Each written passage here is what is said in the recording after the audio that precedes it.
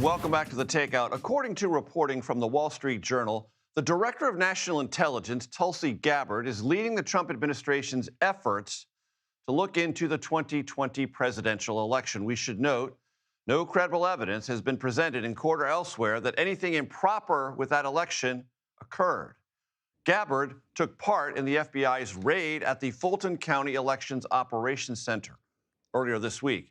And earlier today, I spoke with Michigan Secretary of State Jocelyn Benson on that and other Trump administration actions related to elections.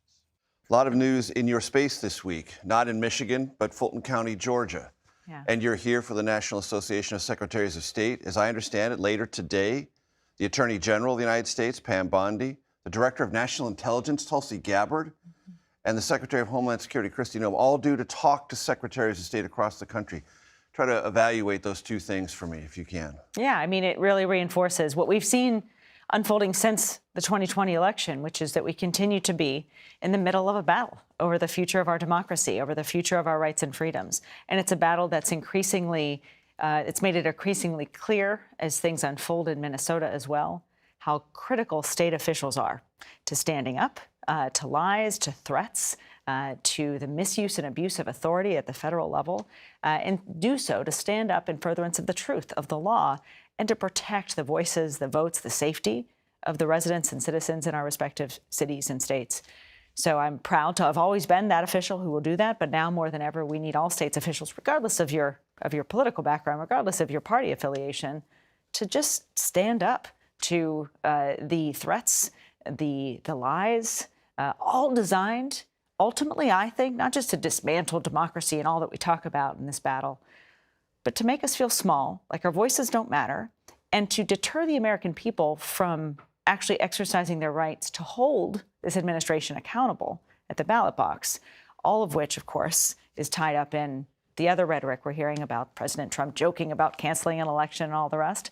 Not on our watch, but also, again, let's read between the lines. This is about making us feel like we don't have the power that we do as citizens in this country to hold elected officials, leaders accountable, especially when they do things that hurt our economy and our democracy.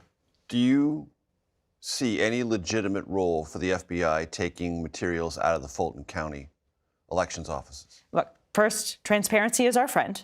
And the 2020 election, through being a very transparent, secure, most highly scrutinized election in American history, certainly in recent history, has only reaffirmed, all of the investigations have only reaffirmed that that election was secure and an accurate reflection of the will of the people. Donald Trump lost the 2020 presidential election.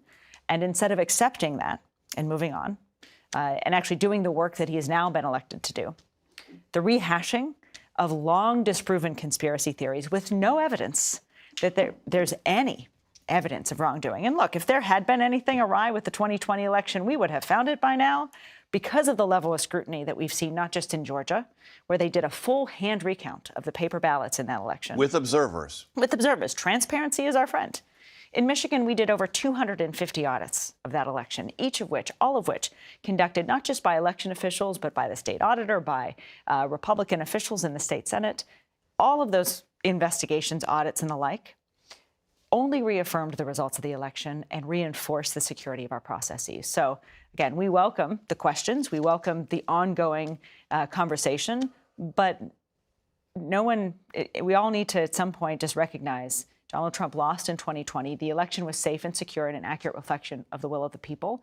And it gets to the point of then why?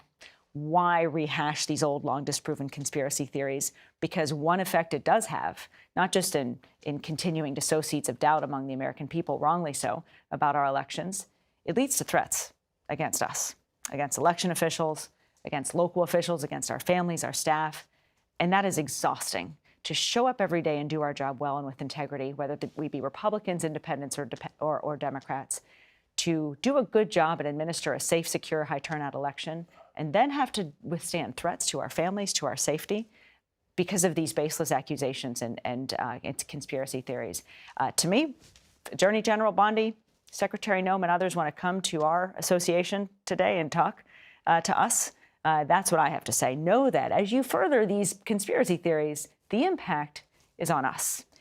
Jeopardizing you, jeopardizing the people who report to you. Exactly. And across the local country. officials, clerks in communities who are our neighbors, who just poll workers who sign up to do this work because they believe in democracy. These are professionals who are committed to integrity and to the law and to making sure every vote is counted and every voice is heard. And we have been under and endured so much over these last few years because of this rhetoric, because of these falsehoods. We always stand up and disprove and prove that the election was secure and accurate, disprove the accusations, and yet they keep coming, and yet it keeps happening. And it's to the point where, for us, we'll continue to endure it, but I want these folks to know who are now abusing their authority at the federal level, chasing down these falsehoods and baseless conspiracy theories, that the only thing they're actually going to do is hurt our ability to do our jobs and threaten the security of our lives. You can catch my full conversation with Michigan Secretary of State Jocelyn Benson on YouTube or your favorite podcast platform.